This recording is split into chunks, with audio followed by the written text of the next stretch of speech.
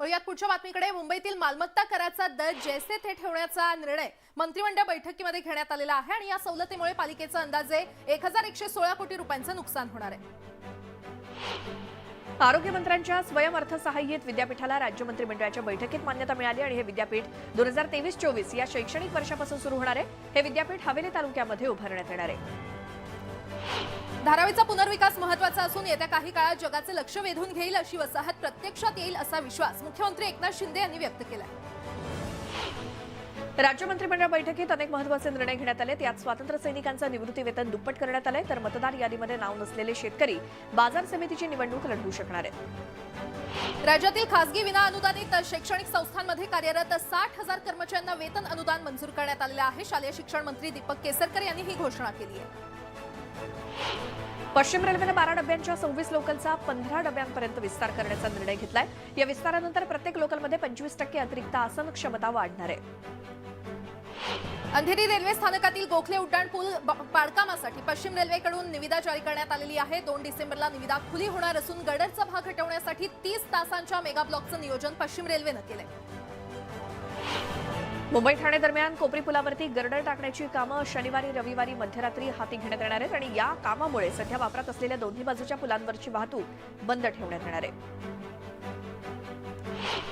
अंबरनाथ येथील जांभूळ जलशुद्धीकरण प्रकल्पाच्या दुरुस्तीचं काम हाती घेण्यात आलेलं आहे। यामुळे जिल्ह्यातील ठाणे, अंबरनाथ, उल्हासनगर, कल्याण, डोंबिवली, मीरा भाईंदर आणि नवी मुंबई या शहरातील पाणी पुरवठा बंद राहणार आहे। उत्तरेकडील बर्फवृष्टीच्या परिणामाचे पडसाद राज्यात सुद्धा उमटतायत। किमान तापमानाचा पारा खाली घसरलाय। पुढचे 4 दिवस थंडीमध्ये अधिक वाढ होण्याची शक्यता आहे।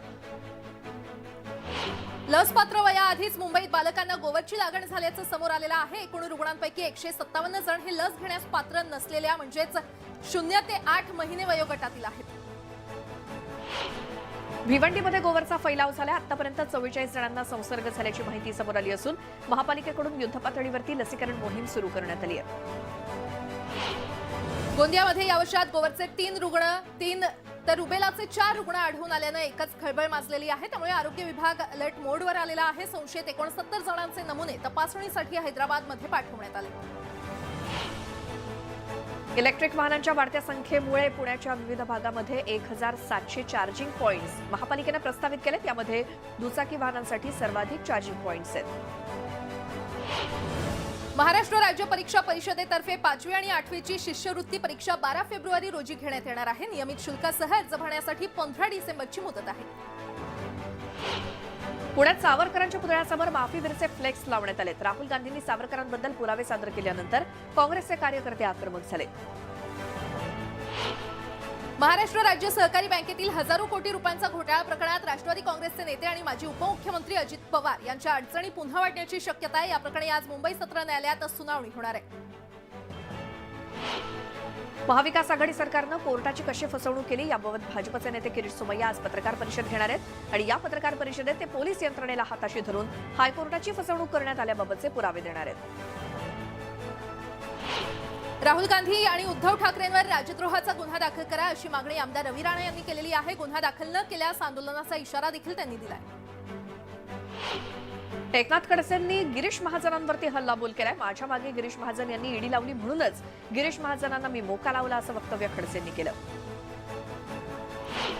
शेर अकेला आता है असं म्हणत एकनाथ खडसेंनी गिरीश महाजन यांना आव्हान दिलेलं आहे। जिल्हा दूध संघाच्या निवडणुकीमध्ये मंदा खडसेंना पराभूत करण्यासाठी भाजपचे मंत्री आणि आमदार कामाला लागल्याचं खडसे म्हटले। स्मृतीस्थळावरती गोमूत्र शिंपडण्यापेक्षा आयुष्यभर बाळासाहेबांना शिव्याशाप देणाऱ्या शक्तींसोबत मनोमिलन करणाऱ्यांवरती गोमूत्र शिंपडलं पाहिजे अशी टीका रेल्वे राज्यमंत्री दानवेंनी उद्धव ठाकरे पक्षावरती केली। पंढरपूर विकास आराखडा करताना जनतेचं समाधान झाल्याशिवाय शासन कोणतंही पाऊल उचलणार नाही असं आश्वासन पालकमंत्री राधाकृष्ण विखे पाटील यांनी दिलंय। आराखडा तयार करताना नागरिकांना विश्वासात घेतलं जाईल असं देखील ते म्हटले। ठाकरेंच्या पक्षाकडून निवडणूक आयोगाला 2,28,000 प्रतिज्ञापत्र सादर करण्यात आली। पक्षचिन्हाबाबत निवडणूक आयोगानं दोन्ही पक्षांना 23 नोव्हेंबरपर्यंत कागदपत्र सादर करण्याचे आदेश दिले होते। शिवसेनेच्या उपनेत्या सुषमा अंधारे सिंधुदुर्गातल्या कणकवलीमध्ये 21 नोव्हेंबर रोजी जाहीर सभा घेणार आहेत। नारायण राणेंच्या होम पिचवर सुषमा अंधारे यांची सभा होणार आहे। त्यामुळे त्या नेमकं काय बोलतात याकडे लक्ष लागलंय। बाळासाहेब ठाकरेंच्या स्मृतिदिनानिमित्तानं मंत्री दीपक केसरकर यांनी त्यांच्या सावंतवाडीतल्या कार्यालयात बाळासाहेबांना अभिवादन केलं. यावेळी दीपक केसरकर आणि त्यांच्या कार्यकर्त्यांनी बाळासाहेबांच्या आठवणींना उजाळा दिला. आमदार गोपीचंद पडळकर समर्थकांची एसटी कर्मचारी संघटनेच्या सोलापूर जिल्हा अध्यक्षपदी निवड झालेली आहे आणि या निमित्तानं पंढरपुरात त्यांचा सत्कार करण्यात आला. यवतमाळमध्ये गर्भवती महिला आणि स्तनदा मातांसाठी अब्दुल कलाम अमृत आहार योजना सुरू करण्यात आली. मात्र या आहारातील धान्य निकृष्ट दर्जाचं असल्याचं पाहायला मिळालंय. डाळी आणि कडधान्याला कीड लागल्याचं दिसलंय. राज्य सरकारनं 18,000 पोलीस कर्मचाऱ्यांची भरती जाहीर केली. मात्र यात बँड पथकासाठी राज्यात एकही जागा नसल्यानं नाराजी व्यक्त होते. मनसे कामगार सेनेनं अंधेरीतल्या एका लॉजिस्टिक आस्थापनाला दणका दिलाय. कामगारांच्या पगारवाढीच्या करारासंदर्भात मागणी करून सुद्धा व्यवस्थापन उडवाउडवीची उत्तरं देत असल्यामुळे मनसेनं व्यवस्थापकाला धमकीवजा इशारा दिलाय. कुख्यात गुंड छोटा राजन याच्यासह 4 आरोपींची दुहेरी हत्याकांडातून विशेष सीबीआय न्यायालयानं निर्दोष सुटका केलेली आहे. जे येथील सिग्नल जवळील 2009 मध्ये गोळीबार प्रकरणी विशेष सीबीआय न्यायालयानं हा निकाल दिला. अंडरवर्ल्ड डॉन अरुण गवळीच्या मुलाच्या लग्न सोहळ्याला मिलिंद नार्वेकरांनी हजेरी लावली होती. बीएमसी निवडणुकीमध्ये सत्ता राखण्यासाठी अटीतटीचा सामना निर्माण होऊ शकतो आणि त्याची पूर्वतयारी म्हणून मिलिंद नार्वेकर सर्व पक्षांचे समन्वय साधून असल्याची माहिती मिळाली आहे. लव्ह जिहाद विरोधात अहमदनगरमध्ये सकल हिंदू समाजाच्या वतीनं मोर्चा काढण्यात आला होता. सरकारनं धर्मांतर विरोधी कायदा आणावा अशी मागणी यावेळी करण्यात आली. श्रद्धा वालकरचा मारेकरी आफताबला अटक करून फाशी देण्यात यावी आणि लव्ह जिहाद विरोधी कायदा करावा या मागणीसाठी हिंदू जनजागृती समिती आणि मातृशक्ती संघटनेच्या वतीनं जळगाव जिल्हाधिकारी कार्यालयासमोर आंदोलन करत निवेदन देण्यात आलं. राहुल गांधींनी स्वातंत्र्यवीर सावरकरांविरोधात केलेल्या वादग्रस्त वक्तव्यानंतर रणजित सावरकरांनी पोलिसांमध्ये तक्रार केली. दरम्यान राहुल गांधींना धडा शिकवला पाहिजे अशी प्रतिक्रिया तक्रार दाखल केल्यानंतर त्यांनी दिली. इंदिरा गांधींनी पत्रात वीर सावरकर उल्लेख केला, पण राहुल यांनी त्यांचं पत्र वाचलं नाही का असा सवाल आशिष शेलारांनी केला. सावरकरांसंदर्भातल्या वक्तव्यावरून शेलारांनी राहुल गांधींवरती जोरदार टीका केली. सावरकरांना भारतरत्न द्यायला विरोध कुणाचा आहे हे जगजाहीर आहे. जे सावरकरांबद्दल बोलतात त्यांनाच युवा नेते जाऊन मिठी मारतात हे बाळासाहेबांना कधीच आवडलं नसतं असा टोला केसरकर यांनी लगावलाय. राहुल गांधींच्या वक्तव्याचा मंत्रिमंडळ बैठकीत निषेध करण्यात आल्याचं सुधीर मुनगंटीवार म्हणाले. मुख्यमंत्री आणि उपमुख्यमंत्र्यांनी या संदर्भात प्रस्ताव सादर केल्याचं त्यांनी सांगितलं. स्वातंत्र्यवीर सावरकरांचा अपमान करणाऱ्यांना चोख उत्तर देऊ असा इशारा संदीप देशपांडे यांनी दिलाय. राहुल गांधींच्या वक्तव्याचा निषेध करण्यासाठी मनसे नेते शेगावला रवाना झालेले आहेत. यावेळी देशपांडे यांनी राहुल गांधींवर हल्लाबोल केला. सांगलीतल्या मिरजेत राहुल गांधी यांच्या फलकाला जोडे मारून निषेध व्यक्त करण्यात आला. जर परत अशी घटना घडली तर भारत जोडो यात्रेमध्ये घुसून राहुल गांधी यांच्या तोंडाला काळं फासलं जाईल असा इशारा बाळासाहेबांची शिवसेना पक्षाकडून देण्यात आला. वर्ध्यामध्ये भारतीय जनता पक्षाच्या वतीनं राहुल गांधी यांच्या पोस्टरला जोडे मारून आंदोलन करण्यात आलं. यावेळी राहुल गांधी यांच्या विरोधात जोरदार घोषणाबाजी करण्यात आली. रायगडच्या माणगावात बाळासाहेबांची शिवसेना पक्षाकडून राहुल गांधींविरोधात जोरदार निदर्शनं करण्यात आली. राहुल गांधी यांच्या फोटोला जोडे मारत राहुल गांधी हाय हायच्या घोषणा देण्यात आल्या. हिंगोली शहरात भाजपच्या कार्यकर्त्यांनी राहुल गांधींच्या पोस्टरला काळं फासलं. सावरकरांविषयी केलेल्या आक्षेपार्ह वक्तव्याबद्दल आंदोलन करत राहुल गांधींच्या फोटोला चपला मारत निषेध करण्यात आला. राहुल गांधींच्या सावरकरांविरोधातील विधानाचा निषेध करत औरंगाबादेत भाजपनं निदर्शनं केली. यावेळी राहुल गांधींसोबतच त्यांच्या गळ्यात गळे घालणाऱ्या शिवसेनेचा सुद्धा निषेध करण्यात आला. बुलढाण्यामध्ये राहुल गांधींनी स्वातंत्र्यवीर सावरकरांबद्दल केलेल्या आक्षेपार्ह वक्तव्याविरोधात भाजपनं आंदोलन केलं. जयस्तंभ चौकात भाजप कार्यकर्त्यांनी राहुल गांधींच्या फोटोला जोडे मारत निषेध केला. मंत्रालयात एकानं आत्महत्येचा प्रयत्न केला. कॅबिनेट सुरू असताना 5व्या मजल्यावरून जाळीवरती त्यानं उडी मारली. यात जखमी झाला. दरम्यान ही व्यक्ती मानसिक रुग्ण असल्याची माहिती पोलिसांनी दिली.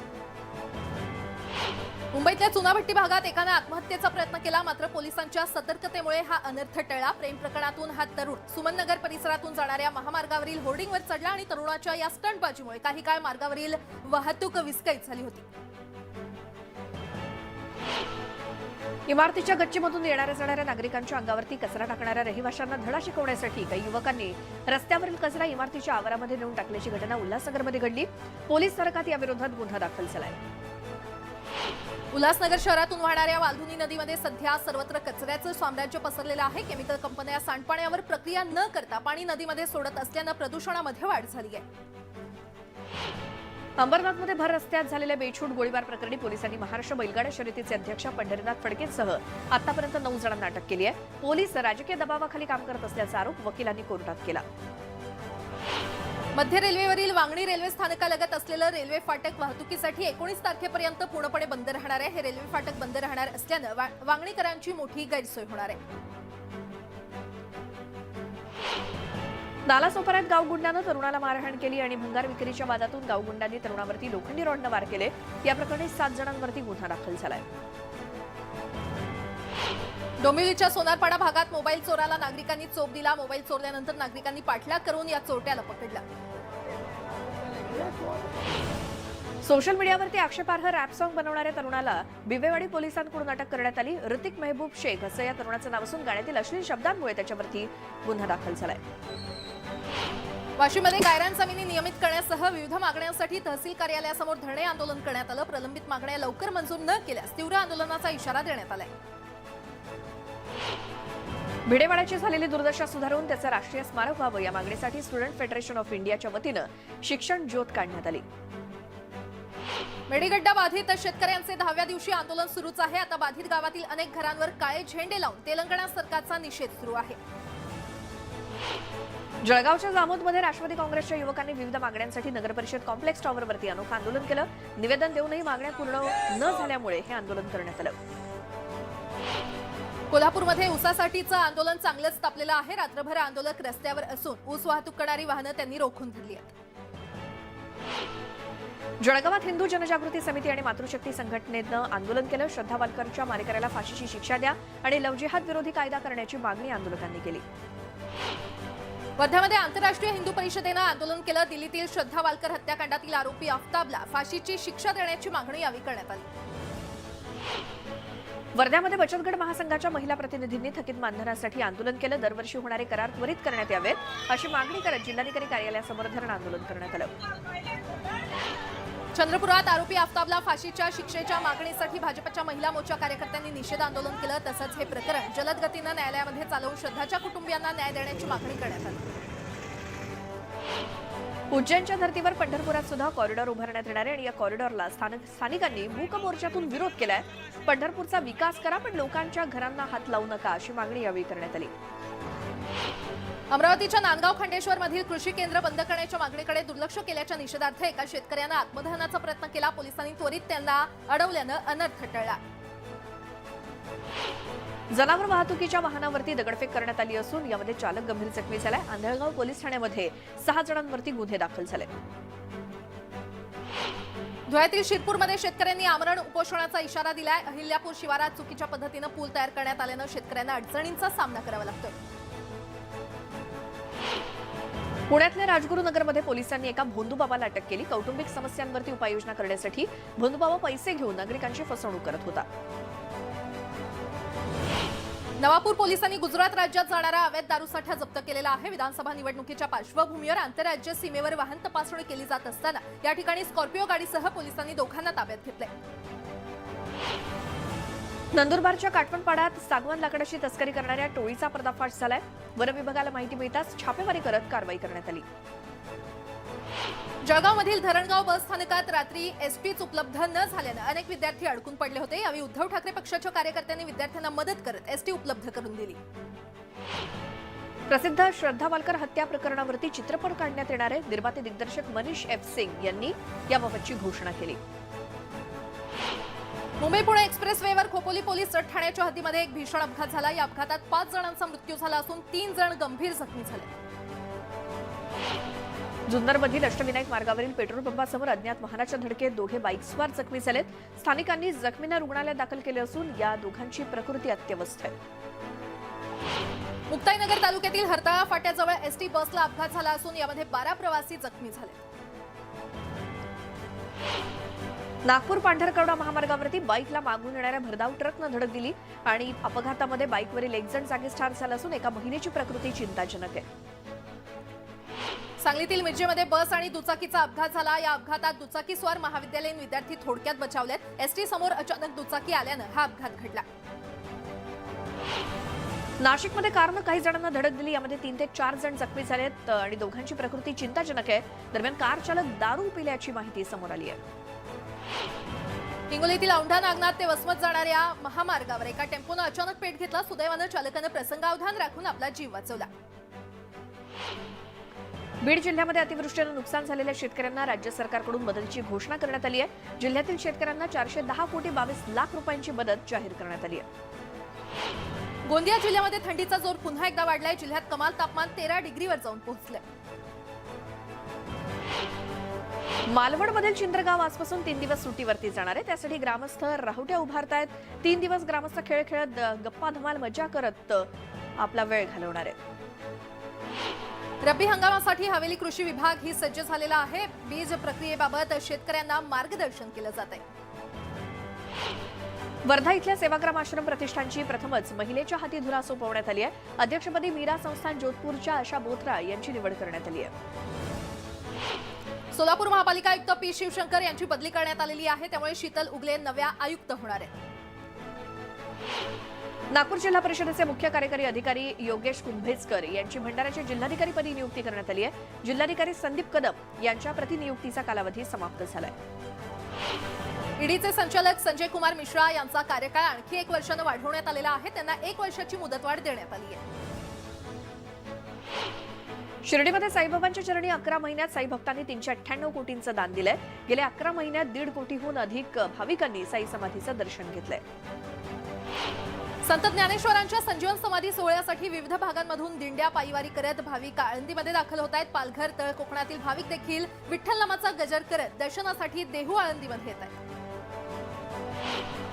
संत ज्ञानेश्वर महाराजांच्या 726व्या संजीवन समाधी सोहळ्याला जल्लोषात सुरुवात झाली आहे. 22 नोव्हेंबरपर्यंत हा समाधी सोहळ्याचा सप्ताह असणार आहे.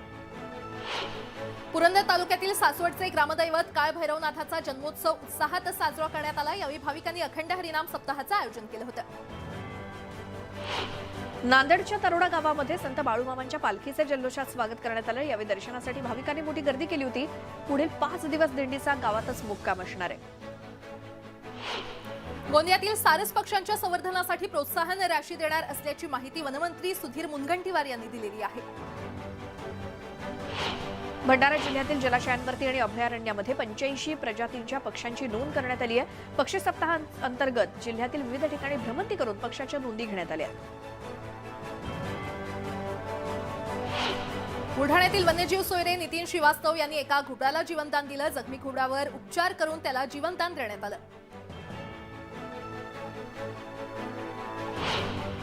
नवी मुंबईत उलवे इथे एका धामण जातीच्या सापाला घरातून पकडण्यात आलं आणि या सापानं दिलेली अंडी उभवून त्यातून तब्बल 2.5 महिन्यांनी बाहेर आलेल्या सापाच्या पिलांना नैसर्गिक अधिवासामध्ये सोडण्यात आलंय. मुक्ताईनगर शहरातील कुंभारवाडा परिसरात वृद्धापकाळानं मयत झालेल्या माकडावर विधिवत अंतिम संस्कार करण्यात आले. यातून माणुसकीचं अनोखं दर्शन पाहायला मिळालं. पुरंदर तालुक्यातील वाल्हेपरींचे रस्त्यावरती बिबट्या दिसल्यामुळे परिसरात घबराटीचं वातावरण आहे. माळरानावरती असलेल्या जनावरांच्या जीवाला या बिबट्यामुळे धोका निर्माण झालाय. बीड तालुक्यातील करचुंडी शिवारात बिबट्यानं महिन्याभरात 15 ते 20 जनावरांना ठार केलं. या संदर्भात वनविभागानं कुठलीही दखल घेतली जात नसल्यानं नागरिकांनी संताप व्यक्त केलाय. मनमाड परिसरातल्या बेसगावात तरसानं शेतकऱ्यावरती हल्ला करत शेतकऱ्याला गंभीर जखमी केलं. या तरसाला वनविभागानं जेरबंद करावं अशी मागणी केली जाते. वाशिममधील जनावरांमध्ये लंपीचा प्रादुर्भाव वाढल्यानं पशुपालक चिंतेत आहेत. औषधोपचार सुरू असूनही 30 ते 40 जणांना लंपीची लागण झाली असून 3 जनावरांचा मृत्यू